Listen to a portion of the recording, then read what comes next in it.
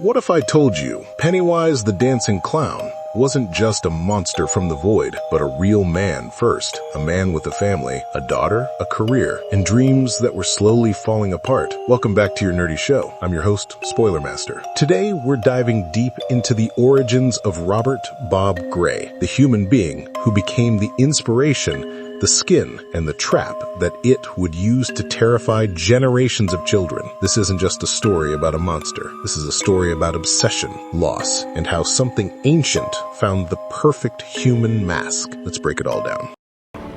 My act will be different. Bob Gray in the Stephen King novel. In the original It novel by Stephen King, Bob Gray is strange. He's mentioned, but he's never confirmed. When Georgie meets Pennywise in the sewer, the clown casually says his name is Bob Gray. Other forms of It, like the leper and Mrs. Kirsch, also use that name, but King never tells us if Bob Gray was real. There's no backstory, no family, no job, no corpse. It's almost like Bob Gray was just another lie It told, a fake human identity to feel more familiar, more trusted, more harmless. So for decades, fans assumed Bob Gray was just another mask. Then the films and new series changed everything. Out with the card sharps. I wish you could hear the way they talk about you, Papa. The TV series makes Bob Gray real. In Andy Muschietti's continuity and the Welcome to Derry storyline, Bob Gray is no longer just a name. He's real. He was born in the UK. He moved to America broke. He had a wife. He had a daughter named Ingrid. By 1908, his wife had passed away, and his career had fallen hard. Instead of performing in great traveling circuses, Bob Gray was now stuck in the Santini Brothers Carnival, a cheap, struggling local show that rolled into the cursed town of Derry. This version of Bob isn't evil. He isn't creepy. He isn't monstrous. He's tired. He's trying. He's human. And that makes what happens next even more disturbing. I ate him.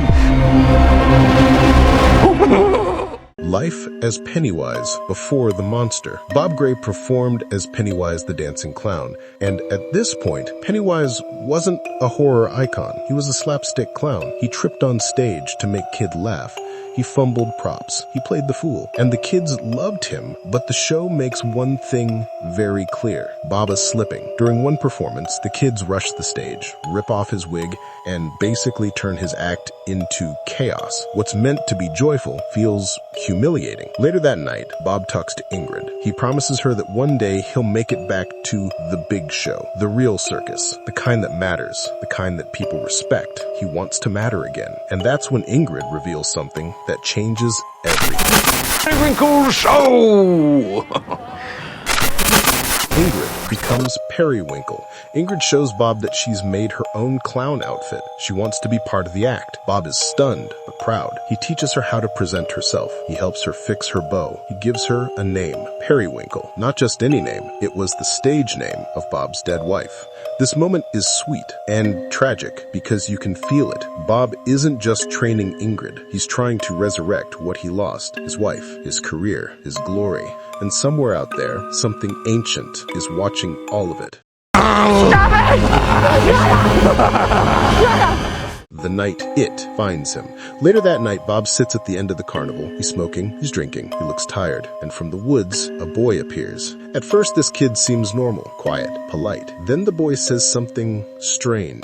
The children seem drawn to you. Bob immediately clocks how unnatural that sounds, because that's not a child talking. That's something wearing a child. The boy asks Bob to help find his parents. Bob refuses at first, but then the screaming starts. A woman's voice, crying out from the forest. That's what pushes him over the edge. That's what sends him walking into the woods. And that's where Bob Gray disappears forever.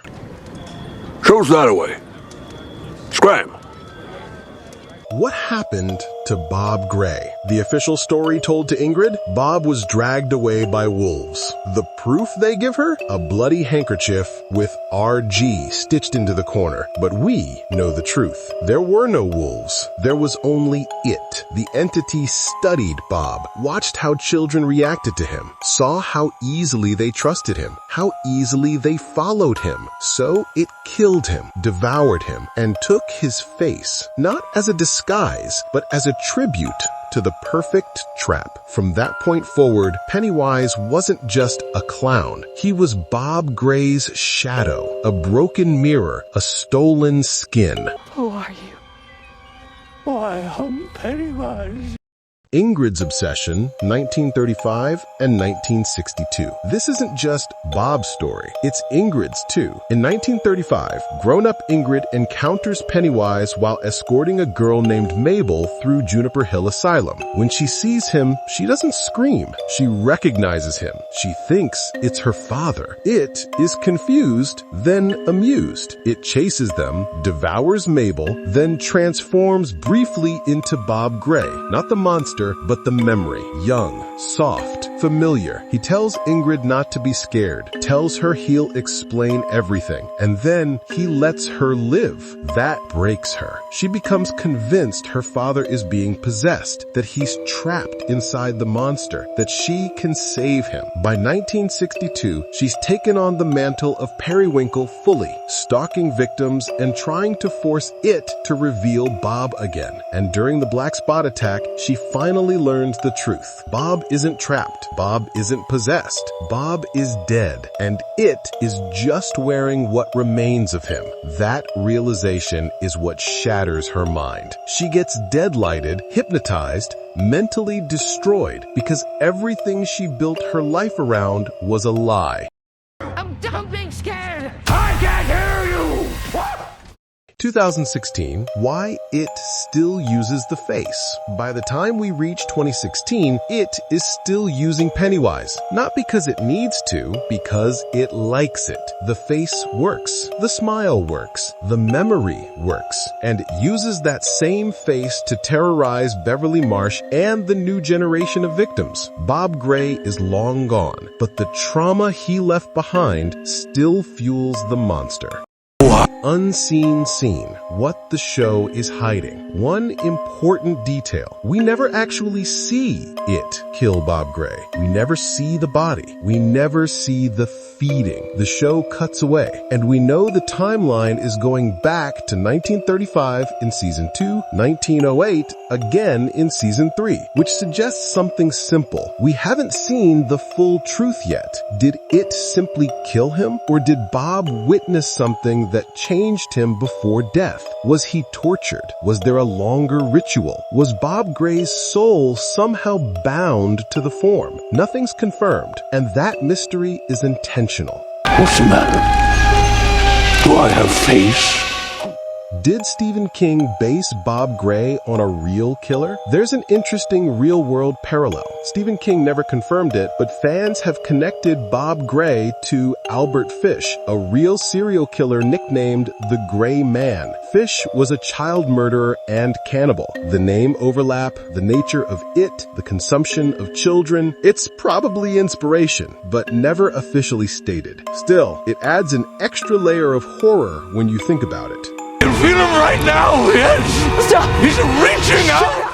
Why this origin makes Pennywise scarier. Before this backstory, Pennywise was just a cosmic monster wearing a clown skin. Now, he's a stolen man, a stolen life, a stolen skin. He's not just pretending to be human, he's wearing the dreams, memories, and personality of someone who once lived. That's way darker, because now, every joke Pennywise tells, every dance he performs, every balloon he hands out is a twisted echo of a man who once just wanted to make children laugh. Father, Yes, I have. what have you done with... Our nerdy thought. Bob Gray didn't become Pennywise. He didn't transform. He didn't evolve. He was hunted, studied, consumed, and turned into a mask that would terrify the world for generations. And somewhere deep inside that smile is the last trace of a man who wanted to give the world a show they'd never forget. And in the most horrifying way possible, he succeeded.